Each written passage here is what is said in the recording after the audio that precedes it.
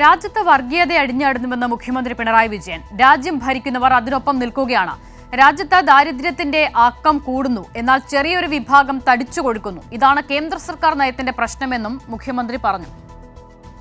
ഇവിടെ ഒരു വിഭാഗത്തെ മറ്റൊരു വിഭാഗത്തിന്റെ ശത്രുവാക്കി മാറ്റുക, ആ ശത്രുതയെ കുറിച്ച് മാത്രം ചിന്തിക്കുക, അതിന്റെ ഭാഗമായുള്ള വികാരം ശക്തിപ്പെടുത്തുക, സംഘർഷങ്ങൾ ഉടലെടുക്കുക, ആ സംഘർഷങ്ങളുടെ ഭാഗമായി കലാപങ്ങൾ ഉണ്ടാക്കാൻ പറ്റുമെങ്കിൽ കലാപങ്ങളിലേക്ക് എത്തിക്കുക. ഇതൊക്കെയാണ് രാജ്യത്ത് സംഭവിച്ചുകൊണ്ടിരിക്കുന്നത്. ഇവിടെ ഇഷ്ടമുള്ള ഭക്ഷണം കഴിച്ചുകൂടാ. രാജ്യത്തിന്റെ പൊതുവായ സാഹചര്യമാണിത്. ഇതിന്റെ ഫലമായി ജീവിത സാഹചര്യങ്ങൾ പുറകോട്ട് പോയിരിക്കുന്നു.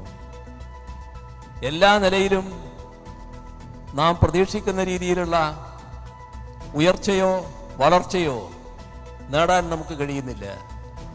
അത്തരമൊരു സാഹചര്യത്തിനിടയാക്കുന്നത് ഇന്ത്യ ഗവൺമെന്റ് സ്വീകരിക്കുന്ന തെറ്റായ സമീപനമാണ്.